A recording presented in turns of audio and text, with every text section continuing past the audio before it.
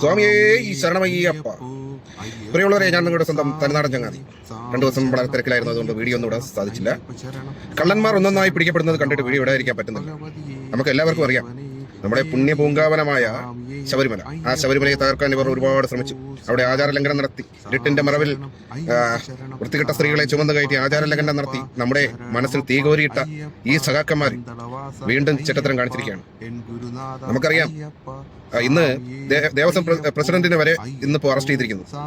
അദ്ദേഹമാണ് ഗൂഢാലോചനയുടെ മുമ്പിൽ. അപ്പോൾ ഇനി അടുത്തത് ചെന്നെത്തുന്നത് ദേവസ്വം മന്ത്രിമാരിലാണ്. അത് കഴിഞ്ഞ് ഇനി മുഖ്യമന്ത്രിയിലേക്കും ഈ കേസ് പോകുന്നു. നമുക്ക് കണക്കുകൂട്ടാം. ഒരു പാർട്ടി തന്നെ മുൻകൈയെടുത്ത് ഒരു വിഭാഗത്തിന്റെ ആരാധനാലയങ്ങൾ തകർക്കുകയും കൊള്ളയടിക്കുകയും ചെയ്തിരിക്കുകയാണ്.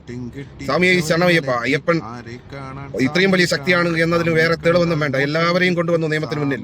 ഹൈക്കോടതി സ്വന്തം മേൽനോട്ടത്തിലാണ് ഈ കേസ് അന്വേഷിക്കുന്നത്. എന്തായാലും എനിക്ക് വളരെ സന്തോഷമുണ്ട്.